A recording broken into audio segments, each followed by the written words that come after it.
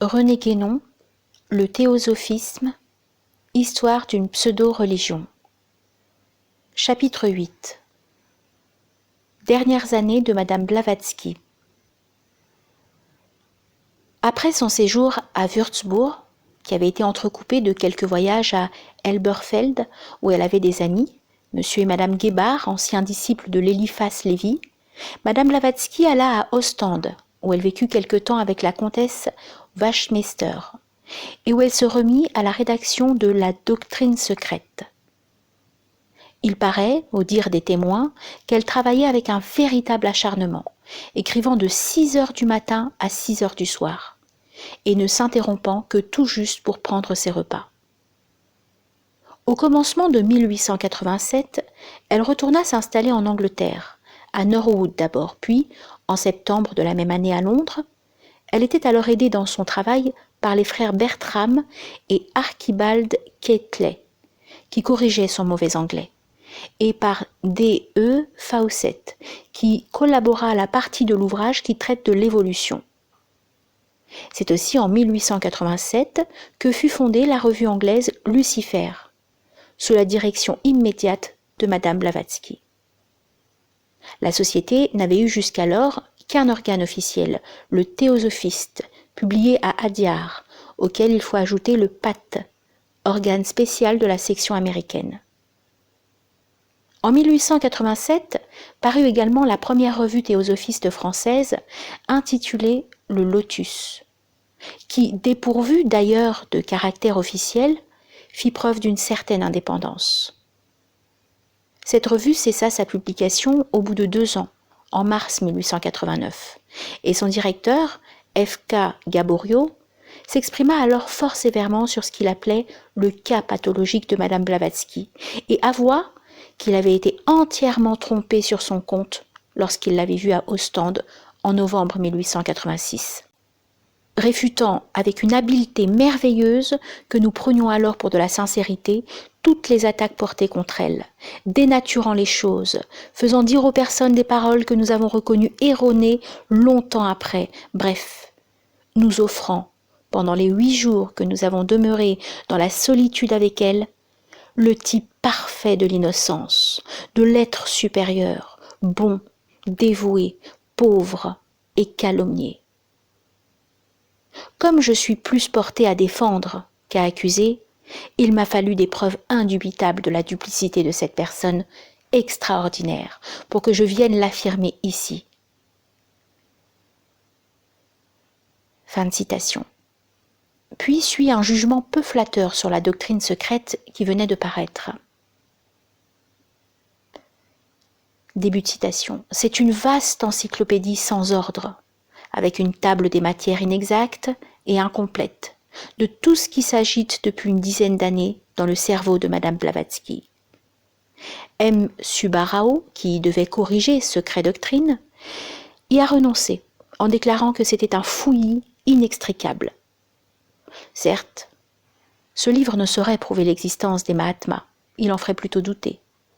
J'aime croire que les adeptes du Tibet n'existent pas ailleurs que dans les dialogues philosophiques de M. Renan, qui avait inventé, avant Madame Blavatsky et M. Olcott, une fabrique de Mahatmas au centre de l'Asie sous le nom d'Asgard, et rédigé des entretiens dans le style de Kout-Oumi avant la manifestation de celui-ci. Enfin, voici l'appréciation qui était formulée sur le compte d'Olcott. Le jour où il est venu en personne à Paris, se mêler de nos travaux, ça a été une désillusion complète pour tous les théosophes, qui se sont retirés alors, laissant la place à de plus novices.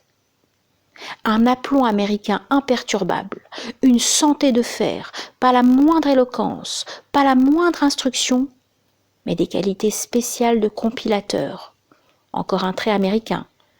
Pas de savoir-vivre, une crédulité frisant la complicité et excusant à la rigueur ses maladresses. Et, je dois l'ajouter, car cela contraste avec son associée dominatrice, une certaine bonté qui serait plutôt de la bonhomie. Tel est l'homme qui, actuellement, est le commis voyageur du bouddhisme. Fin de citation. tout en abandonnant les fonctions administratives à Olcott, définitivement établie au quartier général d'Adyar, Madame Blavatsky s'était réservé ce qui concernait la section ésotérique, où nul ne pouvait être admis sans son approbation. Cependant, le 25 décembre 1889, elle nomma Olcott agent secret et unique représentant officiel de la section ésotérique pour les pays d'Asie. Et à la même date, Olcott, qui se trouvait alors à Londres, la nomma en retour directrice d'un bureau ayant pour membres Madame Annie Besant, William Kingsland et Herbert Burroughs, avec le titre de représentant personnel et fondé de pouvoir officiel du président pour la Grande-Bretagne et l'Irlande. De cette façon, Madame Blavatsky avait entre les mains pour le Royaume-Uni toute la direction de la société dans ces deux sections, et il en était de même d'Olcott pour l'Inde. Nous disons l'Inde seulement car nous ne pensons pas qu'il y eut alors des branches théosophiques dans les autres pays d'Asie. Par contre, en Europe, il y avait déjà des branches dans plusieurs pays. Et 6 mois plus tard, exactement le 9 juillet 1890, Olcott délégua à Madame Blavatsky pleine autorité pour s'entendre avec ces diverses branches et les grouper dans une section européenne unique. Cette section devait jouir d'une autonomie complète, au même titre que la section américaine déjà constituée sous la direction de William Q. Judge, vice-président de la société. Il y avait ainsi 3 sections autonomes dans la société théosophique. Aujourd'hui, il y a autant de sociétés théosophiques nationales, c'est-à-dire de sections autonomes, qu'il y a de pays où se trouvent des théosophistes en nombre suffisant pour en former une. Mais bien entendu, toutes, sauf les groupements dissidents, sont toujours rattachées au quartier général d'Adyar et en reçoivent les directions qui sont acceptées sans la moindre discussion. Il n'y a donc d'autonomie réelle que pour l'organisation purement administrative. À l'époque où nous en sommes arrivés, des incidents fâcheux se produisirent dans la section américaine. Le docteur Elliot E. Cowes, un savant connu qui s'y était fourvoyé, mais qui n'avait pas tardé à s'apercevoir de bien des choses, forma une société indépendante à laquelle adhérèrent plusieurs des branches qui existaient aux États-Unis. Naturellement, on se hâta de prononcer son exclusion. Le docteur Cowes riposta en publiant un article dans lequel il faisait connaître que les prétendues révélations des Mahatmas, à qui on attribuait maintenant l'inspiration d'Isis dévoilée, aussi bien que celle de la doctrine secrète, avaient été tirées en bonne partie, en ce qui concerne du moins le premier de ces 2 ouvrages, des livres et manuscrits légués à Madame Blavatsky par le baron de Palm. Et il faisait remarquer que ce qui aurait dû mettre sur la voie, c'est qu'un des auteurs les plus fréquemment cités dans ces communications, soi-disant venus du Tibet, était l'occultiste français Eliphas Lévy. Le baron de Palm était mort à New York en 1876, en léguant à la Société théosophique tout ce qu'il possédait. Sinnett a prétendu que, en dehors de sa bibliothèque, il n'avait absolument rien laissé. Pourtant, Madame Blavatsky écrivait en juillet 1876 « Il a laissé toute sa propriété à notre société ». Et le 5 octobre suivant, « La propriété consiste en une bonne quantité de riches mines d'argent et 17 000 acres de terre. » Cela n'était sans doute pas à dédaigner, mais en tout cas, ce qui semble le mieux établi, c'est que le contenu de la bibliothèque fut largement utilisé pour la rédaction d'Isis dévoilée, qui devait paraître l'année suivante. Les divulgations du docteur Cowes eurent quelques retentissements en Amérique, surtout à cause de la personnalité de leur auteur. Aussi, Judge crut-il devoir engager un procès en dommages-intérêts contre celui-ci et contre le journal où son article avait paru pour calomnie contre l'honneur des fondateurs de la société. Ce procès n'eut d'ailleurs aucune suite, car il fut abandonné au moment de la mort de Madame Blavatsky, au nom de laquelle il avait été intenté. Cette dernière avait pris prétexte de cette affaire pour adresser aux membres de la branche française, le 23 septembre 1890, une longue lettre dans laquelle, se plaignant que des calomnies analogues fussent répandues à Londres, elle déclarait que ses ennemis personnels étaient aidés par un membre des plus actifs de la société en France, qui n'était autre que Papus. et qui avait traversé une ou deux fois la Manche dans ce but honorable. Elle ajoutait que sa patience était à bout et menaçait d'assigner devant les tribunaux quiconque se permettrait désormais de porter contre elle de semblables accusations. Madame Blavatsky mourut à Londres le 8 mai 1891. Elle était malade depuis longtemps, et il paraît même qu'elle avait été 2 ou 3 fois abandonnée par les médecins. Mais on prétendu qu'elle était mieux au moment de sa mort, qu'on attribua à l'intervention d'une influence occulte. D'après Sinette, elle serait alors passée immédiatement dans un autre corps, masculin cette fois, et déjà en pleine maturité. Plus récemment, M. Leadbeater a écrit de même à ce sujet. Ceux qui furent dans l'intimité de notre grande fondatrice Madame Blavatsky savent généralement que, lorsqu'elle quitta le corps dans lequel nous la connûmes, elle entra dans un autre corps qui venait d'être à l'instant quitté par son premier occupant. Quant à savoir si ce corps avait été spécialement préparé pour son usage, je n'en ai aucune information. Mais il y a d'autres exemples connus où cela fut fait. Fin de citation. Nous aurons par la suite à revenir sur cette singulière idée du remplacement d'une personnalité par une autre, la première ayant été simplement chargée de préparer à la seconde un organisme approprié que celle-ci devait venir occuper au moment voulu. En mai 1897, soit tout juste 6 ans après la mort de Madame Blavatsky, Madame Besan annonça la prochaine manifestation de sa réincarnation masculine.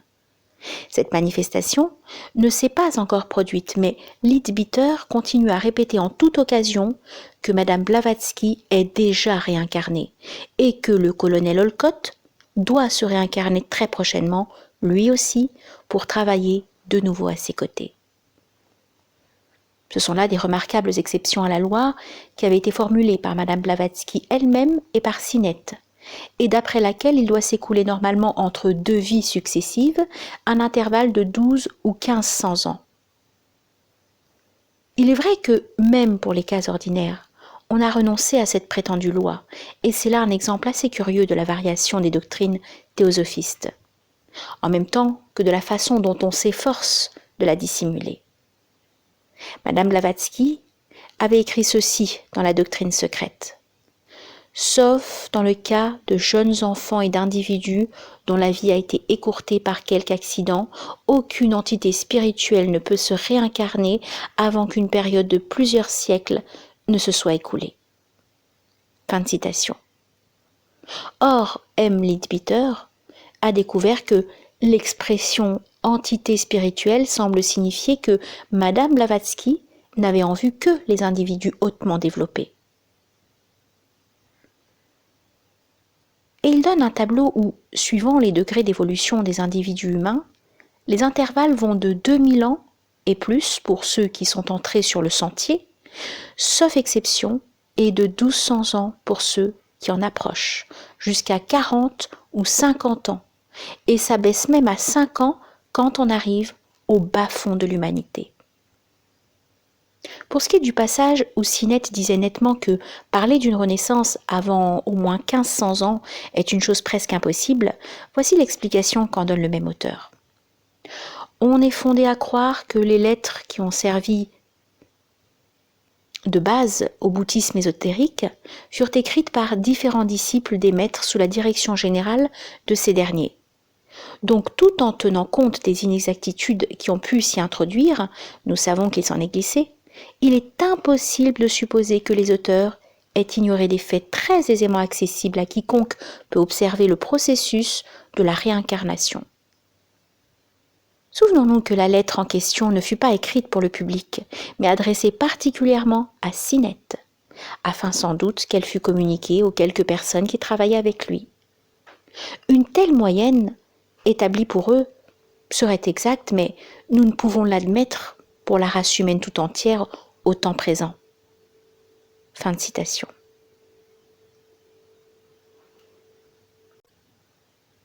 Il est vraiment trop commode de s'en tirer ainsi. Et la même méthode pourrait servir à effacer toutes les contradictions que M. Hume avait constatées dès 1883. Quant aux inexactitudes mises sur le compte des disciples maladroits, N'est-ce pas Kut-Umi lui-même qui, à propos de l'affaire Kiddle, avait donné l'exemple sur ce point? Nous savons d'autre part que Mavalankar, Subarao et autres se donnaient pour des Chelas, ou disciples directs des maîtres. Rien ne s'opposerait donc, d'après la citation que nous venons de faire, à ce qu'ils fussent les auteurs des lettres en question, comme ils le furent en effet, mais sous la direction de Madame Blavatsky. Dès lors qu'on n'attribue plus au maître dans la rédaction de ces messages qu'un rôle de direction générale, en passant d'ailleurs sous silence les procédés de précipitation, il devient assurément beaucoup plus difficile de dénoncer une fraude manifeste. Il faut donc convenir que cette tactique ne manque pas d'une certaine habileté. Mais pour s'y laisser prendre, il faudrait ignorer, comme l'ignorent peut-être bien les théosophistes actuels, toute l'histoire de la première période de la société théosophique. Il est vraiment regrettable pour celle-ci que, contrairement à l'usage des anciennes sociétés secrètes dont elle se prétend l'héritière, elle ait laissé derrière elle une telle abondance de documents écrits.